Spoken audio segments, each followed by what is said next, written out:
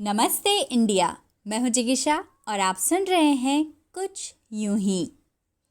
अमन, तुम्हारे music school से phone आया था बेटा। नेक्स्ट ईयर से म्यूजिक कंटिन्यू करना है कि नहीं? तुमने क्या सोचा है? टीचर तो समझा रहे थे कि तुम बहुत अच्छा सीख रहे हो। आधे में से इसे छुड़वाना सही नहीं है। माँ ने फुर्सत देख के अमन से बात करना चाही।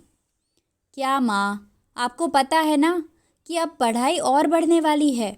म्यूज़िक और स्टडीज़ साथ में संभालना बहुत मुश्किल होगा। भाई ने भी तो 10th स्टैंडर्ड में आके म्यूज़िक छोड़ ही दिया था ना। अगर वो नहीं कर पाए तो मैं कैसे कर लूँगा? आप म्यूज़िक क्लास कैंसिल करवा ही दो।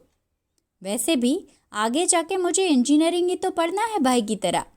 आप उन्हें मना ही कर दो, ठीक है माँ? माँ हंस दी, बोली, सारा दिन भाई से लड़ता रहता है, लेकिन जब भी कुछ करने की बात करो तो जैसा भाई करेगा वैसा ही खुद करेगा। असल में अमन बचपन से अपने से 4 साल बड़े भाई आकाश को ही अपना आइडल मानता आया है।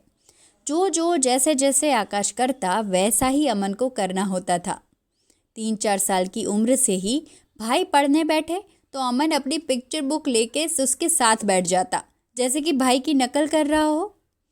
भाई के साथ ही खेलने जाना, वो जो देख रहा हो वही टीवी में देखना, उसकी तरह बात करना और उसी की तरह कपड़े पहनना। अमन जैसे कि आकाश की कार्बन कॉपी था।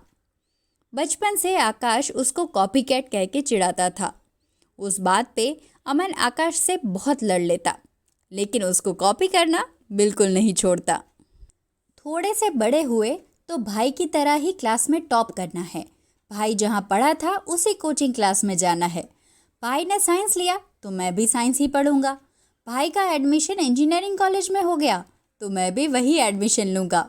ऐसी बातें अमन से अक्सर सुनने को मिलती थी।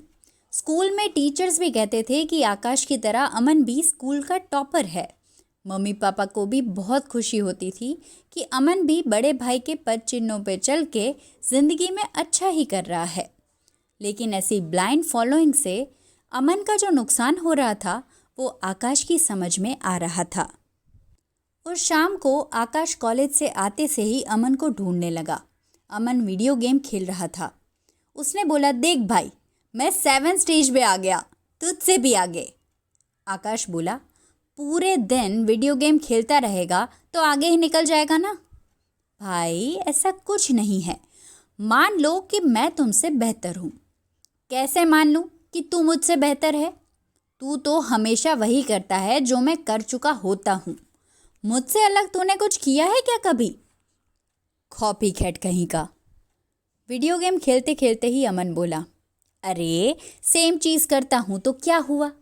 उसमें आपसे आगे निकल जाता हूँ, ये भी तो देखो। आपको म्यूज़िक में फर्स्ट क्लास मिला था और मुझे डिस्टिंक्शन। इतना ही नहीं, मैं स्टेट लेवल कंपटीशन भी जीता हूँ मेरे भाई। और नेशनल जीत के नहीं आया ना तो मेरा नाम बदल देना। तभी अमन गेम में नॉकआउट हो गया। नाम बदलने से पहले तू अपना गेम बदल। कैसे बकवास तरीके से खेल रहा है तू? मेरा तरीका फॉलो कर तो जीत जाएगा। आकाश की ये बात सुन के अमन चिढ़ के बोला, प्लीज़ भाई, जिस चीज़ में मैं आपसे बेहतर हूँ उसमें मुझे आपको फॉलो करने की बिल्कुल ज़रूरत नहीं है।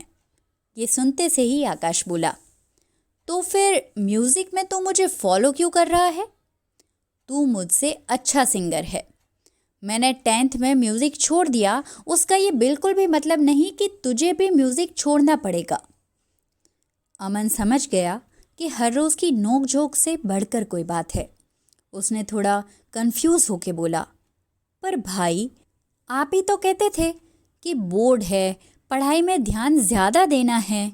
ऑफ कोर्स, पढ़ाई में ध्यान ज़्यादा देना है, लेकिन मैं पढ़ाई और म्यूज़िक के बीच बैलेंस नहीं कर पाया। इसका ये मतलब बिल्कुल भी नहीं है कि तुम भी वो बैलेंस नहीं कर पाओगे। अमन आज तक जिसे आंख बंद करके फॉलो करता आ रहा था, वही आज उसे समझा रहा था कि वो अपनी आंखें खोल दे, अपनी समझ से अपनी मंजिलें खुद तय करे और वहाँ तक पहुँचने के रास्ते भी वो खुद बनाए। अमन घबरा के बोला, भाई, मैं म्यूज़िक और पढ़ाई दोनों एक साथ नहीं कर पाया तो फिर क्या होगा? तो तू तब जो चाहे कर सकता है, म्यूज़िक तब भी छोड़ सकता है, लेकिन वो डिसीजन तेरे खुद के अनुभव से आया होगा, ना कि किसी और के अनुभव से। और उस दिन तू नेशनल्स भी जीत गया ना, तो भी तेरा नाम बदल दूंगा, क्योंकि फिर कॉपीकैट बुलाने की ज़रूरत नहीं पड़ेगी ना तुझे। इस बात पे दोनों भाई हंस पड़े। उस दिन जिंदगी ने अमन को अपने मन की आवाज़ को पहचानने का मौका दिया। जैसे कि वो कह रही हो कि तुझे दूसरों जैसा बनना तो आता ही है, अब खुद की तरह बन के दिखा। जिंदगी के सिखाने के तरीके हैं यही, समझो तो सोना, बाकी कुछ यूं ही।